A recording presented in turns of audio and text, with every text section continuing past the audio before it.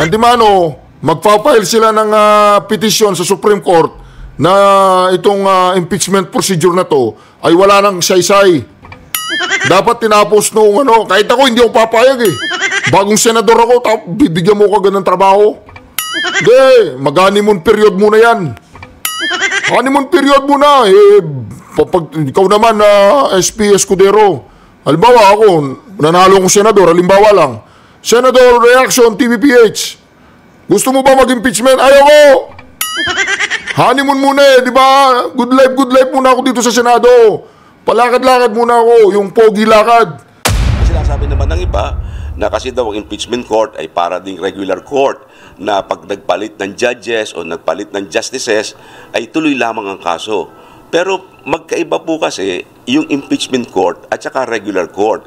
Ang regular courts, sila ay may panuntunan sila doon sa tinatawag na rules of court. Sila ay sumusunod sa rules of court. Dito sa impeachment case na ito, ang Senado may sariling rules. Hindi pwedeng gamitin yung rules of court dahil sa may sariling rules ang Senado.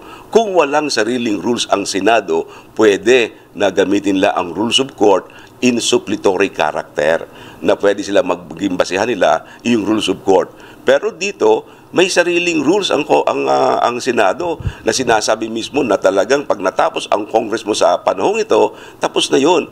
Tapos na rin ang lahat ng mga nakabimbin mong mga kaso na medyo delikado ron as if presented for the first time. At saka yan, ay nilinaw din yan at tinanggap yan ng ating Korte Suprema sa kaso ng Javier versus Senate at saka yung Garciliano versus House of Representatives na talagang sinight yan ng ating Korte Suprema na dapat ito ay susundin ninyo ito dahil sa kayo mismo ang gumawa ng rules na yan na lahat ng mga proceedings ninyo ay terminated upon the termination of your Congress. Okay, and kapag in-insist pa rin yun, pwedeng mag-Supreme Court? Yes, so may magandang dahilan si Sara para siya ay magpunta sa Korte Suprema. Kala nyo tinawagan ko si Lisa Araneta, Ba't tatawagan ko yun? Diba? Ganun yun mga reaksyon. Wala na, bye-bye, impeachment! Bye-bye, impeachment! Wala na, anong gagawin natin? Dito naman po tayo, ha? Kasi pag natuloy ang impeachment, mga ka-reaction, ito ang mangyayari. Ito ang mangyayari, pakinggan ninyo, ha? Pakinggan ninyo. Kinumpirma ng PNP na lehitimo ang kumakalat ng letter of support ng PNPA Class of 91 para kay VP Sara. Matapos siyang ma-impeach sa Kamara, ayon sa PNP, nirerespeto nila ang pahayag ng mga kasamahan, pero mananatili raw Alright, reaction. TVPS nagbabalik. Reaction. Napakaganda po ng mga pag-uusapan natin ngayon mga ka-reaction, ha. Mantakin po ninyo, yan po ang mga prosecutor para sa impeachment trial laban kay VP Sara Duterte. House prosecutors naghahanda na para sa impeachment trial ni VP Sara. Umpisaan natin yan. Sige, pag-usapan po natin yan. Pag-usapan natin para naman hindi tayo maging ayan po, yan. Okay. Representative Gerbel Luistro, Representative Romeo Acop, Representative Rog Gutierrez, Representative Joel Chua, Representative Raul Angelo Bongalon, Representative Loreto Atcharon, Representative Marcelino Libanan, Representative Arnan Panaligan, Representative Isabel Maria Zamora, Representative Lawrence Defensor, Representative Jonathan Kit Flores, Representative Joel Chua. Namo. Ayan po mga ka-reaction. Kung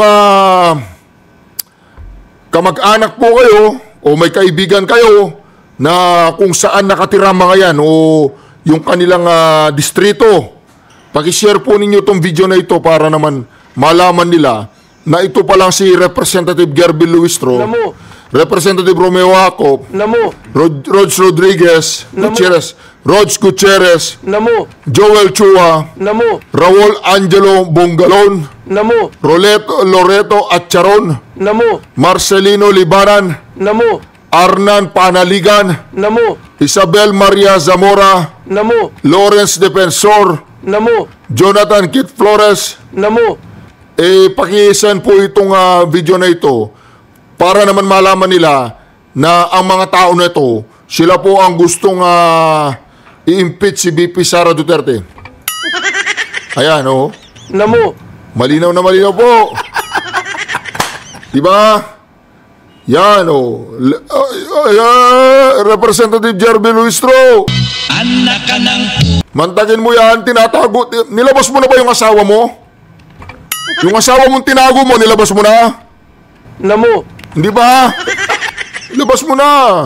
Ano yata yun idol yata yun Diba? Pinag-aagawan ba ng mga chicks yan? O, ilabas mo na, huwag mong tago. Yan po ang mga kongresista ha. Tandaan po ninyo mga pangalan nila at pagmumukha nila sa sa election. Kung ano po sila, kung halimbawa, re-electionist sila, so alam nyo nang gagawin ninyo. Ngayon na, kung hindi sila re-electionist, at asawa nila, kamag-anak nila ang tumatakbo, alam nyo na rin gagawin nyo doon. Iboto nyo. O ito na po, simulan po natin ang ating reaction video ngayon. Pero bago yan, syempre wag po ninyong kalimutang mag-subscribe, i-like at i-share ang ating video. Sa mga bago pa po sa ating channel, Reaction TVPH, ayan po mga ka-reaction. Reaction TVPH, thank you President Mayor Duterte. Tayo lamang po ang YouTube channel, political vlogger, na ipinasulat po ang pangalan po ng ating Mayor Duterte sa kanyang silver play button. Mapapasakamay po ng Pangulong Duterte yan bago mag-eleksyon. At kung nagtatanong ka kung anong klaseng vlogger ako, hindi ako bayaran at DDS ako. Ulitin ko hindi ako bayaran. Baka sasabihin nyo sa comment section, bayaran ako Diba? Gusto mo magka-pigsasapit yung bayaran Gusto niya? Sige mga vlogger dyan inaamon ko kayo. Gusto niya magka-pigsasapit yung bayaran diba? Di tayo bayaran ito po. Ito muna pakinggan natin Mukhang ano na nga talaga, paano yun? Mukhang mature na talaga ang Senate at mukhang wala nang mangyayari. Ano kung tingin niyo yung mga pwedeng scenarios? Doon sa impeachment ni Sara. Well, kapag ang impeachment case ni Sara Duterte ay sinimulang dinggin sa June 2, katulad na sinasabi ni Senator Chis Escudero, ay patay na ang nasabing impeachment case na yan kasi wala ng panahon ang present Senate na ito ay matapos hanggang June 30. Kasi maliwanag sa Rule 44 ng Senate Rules mismo na kapag ang Kongreso ay nag-terminate o natapos ang kanilang Congress sa panahong ito, hindi na po pwedeng i-take up yung previous matters and proceedings. Ibig sabihin, yung nakabimbin ng mga kaso, mga nakabimbin ng mga bagay na dapat na tinitake up ng present Senate, hindi na pwedeng buhayin doon sa bagong Senate. Maliban na lamang kung yung bagong Senate ay bubuhayin nila muli ito. Pero kung ito'y bubuhayin nila, ikukonsider yan na as if they were presented for the first time. Na sa kasong ito ng impeachment ni Ms. Sara Duterte, kung ito ay tatanggapin ng new Senate, mangyayari niya na parang bagong impeachment case ito na ipinapile sa bagong Senado.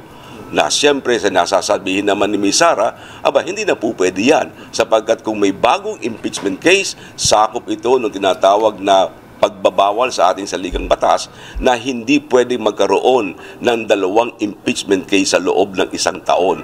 Nang ibig sabihin, sa loob ng isang taon, isang impeachment case lamang ang pwedeng isampa sa isang impeachable official. So, ang mangyayari, dapat yung same impeachment lang, pero matatransfer sa new Senate? Ganun? Yes. Para hindi mangyaring dalawa? No. Kahit na yung same impeachment case ang ibibigay sa bagong Senate, iyon ay ituturing na bagong kaso. Hindi ito ituturing na lumang kaso, kundi ituturing itong bagong kaso as if they were presented for the first time. Kaya ang mangyayari niyan, sa loob ng isang taon, parang lumalabas na dalawang impeachment case ang isinasampa laban kay Ms. Sara Duterte na ipinagbabawal ng ating saligang batas. Kasi maliwanag din sa rule ng Senado na yung mga bagong senador, they are not bound by the actions and deliberations of the old Senate. Nang ibig sabihin, kung tayo mga bagong senador, hindi tayo gapos ang ating mga kamay para dinggin o gawing mga ginagawa ng dating mga senador. So, yun nga. So, hindi pwede, sir. Kung June 2 ang sisimulan nila, kukulangin ng panahon kasi kailangan mong pasagutin si Sara Duterte. Kailangan niya ng 10 araw. 10 araw ang binibigay ng rules nila. 5 araw naman para sa prosecutor para sagutin yung sagot ni Sara Duterte. Pagkatapos magkakaroon pa siya ng mga deliberations yan. Baka kulangin talaga ng panahon kung sa June 2 sila magsisimula. Ngayon, ang pinakamagandang gawin nila siguro ay tanggapin nila na humingi sila ng permiso sa Pangulong Marcos na magkaroon sila ng special session. Kasi sa special session, bahala na in 23 senators na sila ang mag-decide kung dapat ilang ipagpatuloy itong impeachment case na ito ni Ms. Sara Duterte. Pero kung special session, sir, parang hindi ba magmumukhang parang mamadaliin para mahabol na matapos before June 30? Well, talagang yung consequence, no? Well, talagang ganyan. Politika kasi ito, ano ha? At saka, siyempre, hinihintay din naman ng taong bayan ano ba mangyayari. Kasi sayang naman yung ginawa ng House of Representatives, ano ha? Na kung on basis of technicalities, ay hindi matutuloy itong impeachment case na ito ni Ms. Sara Duterte. Ang sinasabi naman ng iba, na kasi daw ang impeachment court ay para ding regular court na pag nagpalit ng judges o nagpalit ng justices, ay tuloy lamang ang kaso. Pero magkaiba po kasi yung impeachment court at saka regular court. Ang regular courts, sila ay may panuntunan sila doon sa tinatawag na rules of court. Sila ay sumusunod sa rules of court. Dito sa impeachment case na ito, ang Senado may sariling rules. Hindi pwedeng gamitin yung rules of court dahil sa may sariling rules ang Senado. Kung walang sariling rules ang Senado, pwede na gamitin nila ang rules of court in suppletory character na pwede sila maging basihan nila yung rules of court. Pero dito, may sariling rules ang Senado na sinasabi mismo na talagang pag natapos ang Congress mo sa panahong ito, tapos na yon. Tapos na rin ang lahat ng mga nakabimbin mong mga kaso, mga proceedings na tinatawag. Maliwanag na sinasabi kasi ng Section 123 ng Senate Rule 44, all matters and proceedings pending in the present Senate shall be deemed terminated upon the creation of the new Senate. Maliwanag na maliwanag yun. So talagang it's now or never. Dapat before June 30, talagang matapos and mag-special session. Yes, oo. Para itong panahong ito, at least meron pa silang February, March, April, mga 4 months pa. At palagi ko naman sa loob ng 4 na buwan, ay baka matapos nila yan. Hindi naman siya parang minamadali, sir. Hindi naman. Oo, may time naman yan. Tsaka, mahaba rin naman yung mga articles of impeachment na ginawa nila. 7 articles yan. At saka mangyayari kasi yan, bawat article pagbubotohan nila. So matapos ang mga hearing, tatawagin ng presiding officer ng mga senador, o Senator A, how do you vote for Article 1? Ano ang boto mo sa Article 1? Guilty or not guilty? Article 2, tatanungin naman sila. So, alin man doon sa article na yon na mapatunayang guilty si Sara, matatanggal siya. Pero kung kahit isa lang doon, pero kung lahat ng articles masabing not guilty, wala siya, hindi siya matatanggal doon. So bagay, more than enough time. Yung kay-ERAP naman parang ganito. Oo, yung kay-ERAP, halos 1 buwan lang, 2 buwan lang yun eh. Hindi masyado nagtagal yun eh. Kaya palagay ko kayang-kaya yan kung sisimulan kagad nila. Kasi definitely, kung new Senate na after June 30, papasok na doon yung sinasabi ninyo na, yun nga, pangalawang impeachment na hindi pwede. Yes, oo, kapag nagkaroon ng panibagong Senate na silang didinig, parang lalabas na bago ito, as if presented for the first time.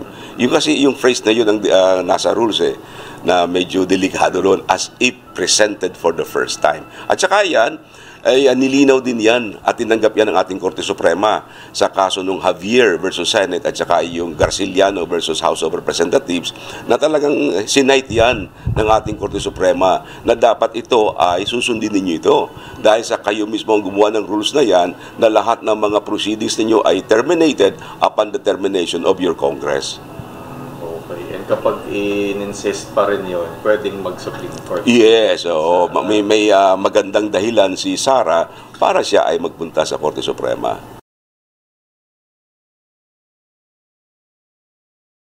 So, ibig pong sabihin mga ka-reaction, pagkatapos po ng SONA ni Bobong Marcos sa July 20 this year, July 20 tama? O June 20? July 20 or June 20? June 20 this year. July 20 ba? Alam ko June 20 O June 20 this year. Wala na. Antimano, magpa-file sila ng petisyon sa Supreme Court na itong impeachment procedure na to ay wala nang saysay. Dapat tinapos nung kahit ako hindi ako papayag eh. Bagong senador ako, bibigyan mo ka ganang trabaho. Hindi, mag-honeymoon period muna yan. Honeymoon period muna eh. Pag ikaw naman SP Escudero, halimbawa ako, nanalo kong senador, halimbawa lang, Senador Reaction TVPH, gusto mo ba mag-impeachment? Ayaw ko! Honeymoon muna eh, di ba? Good life muna ako dito sa Senado. Palakad-lakad muna ako, yung pogi lakad. Para akong boss ganyan, oh. Ganon, hindi yung antimano, pagdating ko dyan, patatrabawin mo ko. Tapos pa-i-impeach mo pa sa akin si BP Sara. Wala na, ibig sabihin mga ka-reaction, yung impeachment dead on arrival. Yung impeachment po dead on arrival. Pagdating pa lang sa Senado, ching! Wala na. Kasi alam po niya ni Senador Villanueva. At alam din niya ni Senador Chis Escudero, di ba? Yung impeachment na yan, minadali, kasi nga may sumabog na issue. Yung sa BICAM. May sumabog na issue sa BICAM. Ngayon, ang nakaabla, ang nakareklamo lang, ay si Tamba. Hindi nireklamo si SP Escudero. Shout out sa iyo Senator Chis Escudero, peace. Friends na tayo. O yan po si Senator Chis Escudero. Huwag na natin tawagin Kilay, huwag na natin tawagin Keso. Chis Escudero. Diba, Senator Chis? Peace. Tama ang ginawa mo, Senator Chis. Yan ang maganda sa isang Senate President, may paninindigan. Hindi siya nagpapatangay sa damdamin, silakbo ng mga netizen, ng mga vloggers. Ganyan yan. Tama yung ginawa mo. Senate President Chis Escudero. Si Majority Floor Leader Villanueva, salute. Tama yun, walang special session. Tatawagin ko nga si Dali lang, kasi telepono ko. May tatawagan ako. Hello? Pwede ba makausap si Lisa Araneta? Ano ba to? Ito ba yung restaurant? O-order ako ng souvlaki, anong tawag ng souvlaki sa Pilipinas? Brad? Shawarma. Souvlaki, sa Greece kasi souvlaki. Hindi yung Vice President, yung nagtitinda ng shawarma. Si Lisa Araneta, yung malapit sa Araneta. Kaya nga tinawag na Lisa Araneta, yung malapit sa Araneta eh. Yung wala, sarado, bye-bye. Kala nyo tinawagan ko si Lisa Araneta, ba't tatawagan ko yun? Diba? Ganun yun mga ka-reaction. Wala na, bye-bye, impeachment. Bye-bye, impeachment. Wala na, anong gagawin natin? Dito naman po tayo Kasi pag natuloy ang impeachment, mga ka-reaction, ito ang mangyayari. Ito ang mangyayari, pakinggan ninyo. Kinumpirma ng PNP na lehitimo ang kumakalat na letter of support ng PNPA Class of 91 para kay VP Sara. Matapos siyang ma-impeach sa Kamara, ayon sa PNP, nirerespeto nila ang pahayag ng mga kasamahan, pero mananatili raw apolitical ang mga aktibo sa serbisyo. Yan ang agenda report ni Francis Polve. Kalat na sa social media ang letter of support na ito para kay VP Sara mula sa PNP Academy, tagapagkalinga Class of 1991. Ayon sa bahagi ng sulat, tinawag nilang isang uri ng political persecution ang impeachment complaint dahil wala raw itong factual at legal basis. Tinitiyak din umano sa liham ang solidarity at commitment ng mga miyembro ng Class 91 na nalaban ang anilay hindi makatarungan na pag-uusig laban sa bise. Ilan sa mga prominenteng miyembro ng batch tagapagkalinga 91, sina dating Region 3 Director General Jose Hidalgo Jr., Brigadier General Alan Noblesa ng BARM, Brigadier General Alan Nazaro ng Caraga, at dating NCRPO Chief Brigadier General Reynaldo Tamandong. Legit ang liham, ayon kay PNP spokesperson, Police Brigadier General Jean Pajardo. Yes ma'am, kinonfirm ko po yan doon sa mga miyembro po ng PNPA Class 91 at majority of them except for 3 active PNP personnel ay naglabas daw po sila. It was just a draft letter of support doon sa mga miyembro po ng grupo po na ito na naglabas po ng support sa ating Vice President Sara Duterte. Karapatan po nila yan, katulad po ng ibang mga individual at grupo na magpahayag po ng kanila pong suporta at hindi po natin saklaw kung ano po yung mga nilalaman ng kanilang isip. But with respect ma'am doon sa tatlong natitira po na kanilang mga miyembro, nakausap ko po yung isa sa kanila earlier and according to him ay wala naman po silang pinirmahan yan. It was the stand of their class at grupo, but yung tatlong active po, they will remain political and non-partisan at hindi po nila saklaw yung kaisipan ng ibang miyembro po ng klase po nila. Dagdag ni Pajardo, aktibo pa sa serbisyo mula sa PNPA Class 91 sina General Tamondong, ang deputy ng NCRPO, General Archibald Macala ng Region 6 at si Colonel Ramil Labastida ng HPG. Sa kabila nito, ayon kay Pajardo, nananatiling tapat sa tungkulin at administrasyon ang hanay ng pulisya. Wala po itong magiging epekto doon po sa mga aktibong miyembro po ng Philippine National Police Academy because alam po namin yung aming mga sinumpaang tungkulin po at alam po namin na bilang mga miyembro po ng PNP kami po ang unang-unang dapat magpaalala sa ating mga hanay na we should remain apolitical and non-partisan. Kasabay sa paglutang ng isang sulat mula sa PNPA Class 91 para kay BP Sara, kumalat din sa social media ang isang sulat naman mula sa PNP para kay PBBM na nagpapakita ng suporta mula sa hanay nila. Pero ayon kay Pajardo, saan yung sulat? Yung sulat kay BP Sara pinakita nyo. Yung sulat kay BBM pakita nyo. May suporta galing PNP, wala namang sulat. Ano yan? Kami kay BBM, kami hindi. People's power. Siyempre, tao yung tatlong yon, mga Colonel, General, people yon, di ba? May power yon. People power at tawag doon. Yan po sinasabi natin. Try. Subukan yung i-impeach. I-impeach nyo si BP Sara. Tignan po natin kung anong mangyayari sa Pilipinas. Sige. Gawin natin. Tuloy natin yan. Tignan natin kung makakaputi yan sa Pilipinas.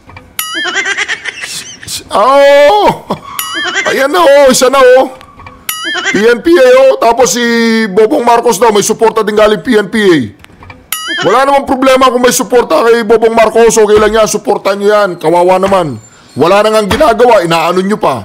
Walang ginawa yung tao, inaano nyo pa. Huwag niyong sige, diretso. I-speech nyo.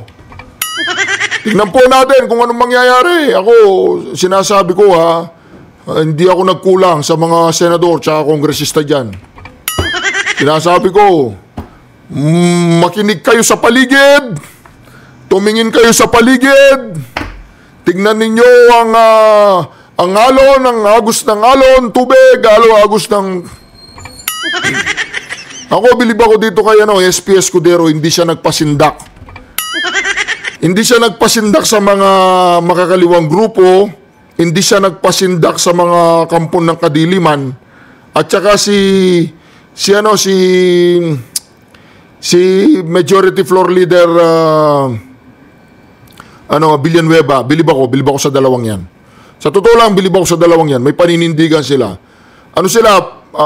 Makikita mo fair sila, hindi sila Kahit na binabanatan natin si SP Chis Escudero, he is very professional.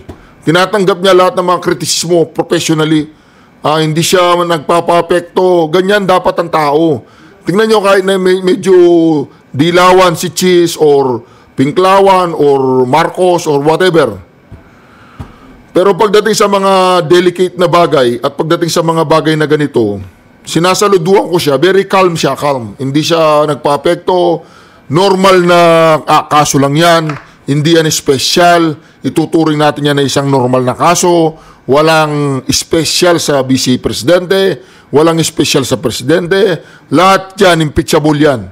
So, ibig sabihin mga ka-reaction, ibig pong sabihin, talagang walang mangyayaring impeachment. Wala pong mangyayaring impeachment. O dito po pakinggan po natin si Senador Lambino. Siyempre, boboto natin yan. Si Lambino pa naman, hindi yung boboto. Ito, pakinggan po natin. Citizens Crime Watch. Yes. You were the former legal counsel Correct, yeah. of the Citizens Crime Watch and a supporter of this complaint that was filed before the Office of the So, Citizens Crime Watch, kasama po niya kasama niya si Topacio, di ba? Citizens Crime Watch Citizens Code, CCW. Impeachment and pending trial of Vice President Sara Duterte. Let's get on point with Attorney Raul Lambino, former legal officer of Citizens Crime Watch. Attorney Raul, it's been a very long time. It's good to see you again. Welcome to the Billionaire News Channel. Thank you, Pinky, for guesting me tonight. And I'm so happy that I see you again after so many years. You look well. Yeah, well, little stress being in the private sector and being a farmer because I'm very, very concentrated now in farming. I see. Agriculture now is my passion. I see. Okay, so you are here tonight because this is Citizens Crime Watch. Yes. You were the former legal counsel Correct, yeah. of the Citizens Crime Watch and a supporter of this complaint that was filed before the Office of the Ombudsman. Well, in a way, yes, because I used to be one of the legal counsels of Citizen Crime Watch at the time when the late Dante Jimenez was still around, and he was a good friend. And some of the cases that were filed by Citizens Crime Watch before, I was consulted. I was asked of whether this can be done. There's a possibility that's going to prosper.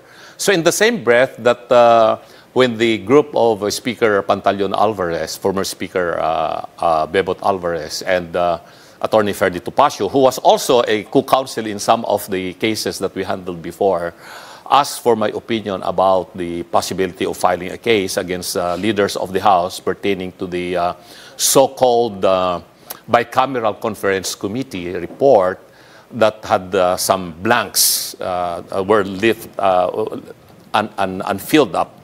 And I said, yeah, I think there is a basis for that because there's a provision in the revised penal code pertaining to what we call falsification of legislative documents. Kaya po tinatawag na falsification of Yes. legislative documents because they're documents coming from the legislative branch of government, tama ho ba? And it's Yes. 12 because they're supposedly, allegedly 12 blank items. Yeah, maybe if I can explain in one sentence how this legislative process is done. So House will file a bill, Senate will file a bill, and then they are going to approve that. And then it's going to be reconciled in a bicameral conference. And in that bicameral conference, there is no journal or records of the proceedings. So it's going to be discussed by the representatives of both houses. Whatever is going to be agreed upon, then that becomes the bicameral conference committee report. The BICAM report will now be submitted to each house for their approval. There is no amendment that can be undertaken Dali po, there. I'll stop you there. So sa BICAM po, doon yung mag-uusap sila, si Oo. Senator tsaka si Congressman. Oo. Wala pong journal to. Walang journal. Ibig sabihin, walang record. Walang record Okay. dyan. And So, then, pag nagkasundo po sila, Yun ang reconciled version, yung magiging BICAM report. Opo. So, pipirmahan nila yan, yung mga members ng committee, congressmen and senators. And then, yung BICAM report na yan, ibababa ngayon sa each house. I-approve ng House of Representatives yan, i-approve din ng Senate. Then that becomes the enrolled bill. via vote, via Yeah, ayes and nays, no? Ayes and nays, wala ng amendment yan. Hindi na pwedeng mag-amend because yan, favor ka ba dito sa BICAM report? Yes. Nay, ganun, bibilangin na yan. Once it is approved, then it becomes the enrolled bill. The enrolled bill, ay yun ang papadala sa Malacanang for the President to sign. Ngayon, ang issue is, if there is conflict between the enrolled bill at saka yung General Appropriation Act, which will prevail? Kung magkaiba yung version ng enrolled bill at saka yung General Appropriation Act na pinirmahan ng Presidente, Ang sabi ng Supreme Court, in so many cases, it is the enrolled bill ang magpre-prevail. So there is a principle in constitutional law na tinatawag natin enrolled bill theory. At ito ngayon ang hinahanap. Saan yung enrolled bill?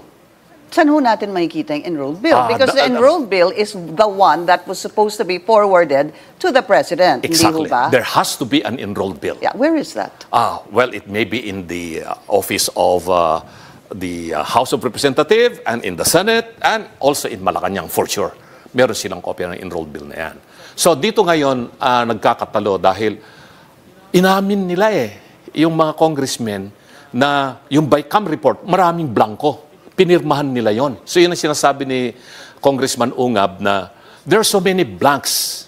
Ganon din sinasabi Inamin nila. Sandali po. Inamin nila. Ang Inamin ng nagsabi House. po nun ay si Stella Kimbo. Congressman Ungab. Yeah, First, no? First, yes. Actually, kahit si Senator Amy Marcos prior to that, no? But si Oo. Congressman Ungab during a podcast together Yes. with the former President, Attorney Vic Rodriguez, and another individual, sorry, the name escapes me right now. No? Yeah. Doon nilabas, although of course sinabi na ni Congressman Ungab yun kay PRRD, hindi ho ba, na may blank items. Yes. Doon po lumabas yun. Siya yung unang naka-discover sa House. Because he was former chairman of the Committee on Appropriations, Appropriations. correct. So alam niya yung mga mechanics niya. Seconded by Kabataan Party List Representative Raul Manuel. Yes. Okay, so dalawa sila. Dalawang congressmen na. Tapos, nagsalita si Congresswoman Stella Kimbo admitting that yung fill in the blanks na yon ay finil-upan ng mga members ng technical working group because it was their ministerial duty to fill up the blanks based on what transpired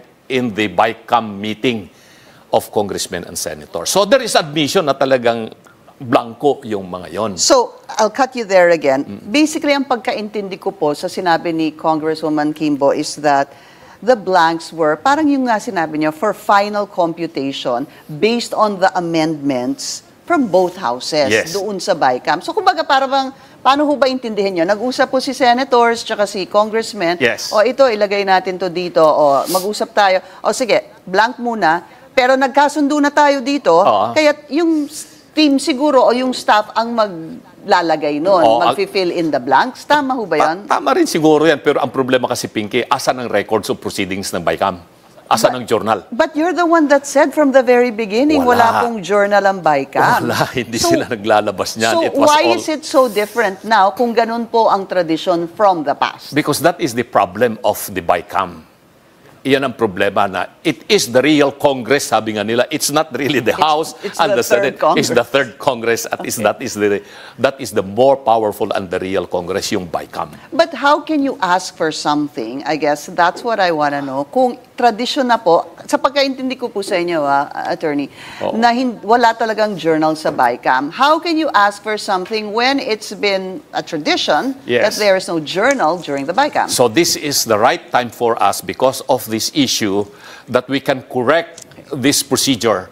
Perhaps it is high time for purposes of transparency and accountability, which is what we want, yung transparent and accountable yung government natin. In fact, even there are business groups that have given their recommendations on how to make it more transparent, yung Exactly. BICAM. The reason I say that, attorney, is because nakikita man po natin that they defend the budget, yung mga agencies are defending the budget through a congressman or a senator, hindi Yes, ba? Meron yes. silang sponsor na tinatawag. Yes. And all that is televised. I mean, we can see that on YouTube, on their respective, at the House of Representatives Yeah. page or the Senate. Ang problema pagdating sa BICAM, Wala na yung Wala na. napag-usapan. Oo. Everything that were discussed in the House or in the Senate, we don't baliwala know na. what's We really going don't know. So, on walang there. transparency. So after all the hours and hours of meetings by Yes. the House and the Yes. Senate, pagdating po ng BICAM, something happens. That's right. di ba? And I know that very For well. reconciliation purposes. Yeah, I know supposed to that be. very well because I was staff of Congress since 1987 in the House of Representatives. I was consultant of almost all the speakers until Speaker Gloria Macapagal Arroyo in 2016-2019. Naging consultant ako dyan eh. And then I was also chief of staff in the Senate of Senator Loren Ligarda and consultant also of some of the senators. So I know the mechanics. I know how the legislative process is running there. In both houses of Congress. Kaya yun na rin ang observation ko noon pa na ang talagang makapangyarihan dito ay yung BICAM. Yung BICAM. All right, we're gonna pause for a quick break because we... O di po ba mga ka-reaction? Itong si Zamora, sermon na sermon, reklamo ng reklamo kanina, na bakit daw hindi nag-a-attend si Speaker Bebot Alvarez. Ngayon nagre-reklamo siya. Ngayon pala mga ka-reaction, kahit na araw-araw nandiyan si Bebot Alvarez, at anuman ang napagkasunduan dyan sa plenary, dyan sa lower house, pagdating pala ng BICAM, wala lahat yun. May mga insertion, may mga yung anong tawag doon, parang compromise agreement ang dalawang houses. O ngayon, narinig po natin si Senador Lambino, ano sabi niya? Kailangan magkaroon ng accountable kung sino man ang may kinalaman sa tinatawag na forgery, falsification of legislative documents. Criminal case pala yan. Criminal po yan. Kaya dito mga ka-reaction, maraming salamat muli. Mag-comment po kayo sa comment section kung ano pong masasabi ninyo. Magkakaroon ba ng people's power o hindi? Tanong lang po yan. Kapag may na-impeach si VP Sara Duterte, hindi mag-aalboroto ang buong Pilipinas? Pababayaan ba ng Pilipino na ma-impeach si VP Sara Duterte? I-comment po ninyo sa comment section. Yes or no? Anyway mga ka-reaction, yes or no lang. Hindi pwedeng mag-explain. Yes or no? Parang quadcom lang yan. Anyway mga ka-reaction, maraming salamat muli sa pagsama ninyo sa ating napaganda reaction video. Sa lahat po ng bago sa ating channel, huwag niyo kalimutan mag-subscribe, i-like at i-share. I-share ang ating video. I-share po ninyo ang ating video. God bless you all. Shukran. Duterte. Duterte. Duterte. Duterte. Duterte. Duterte. Duterte. Duterte.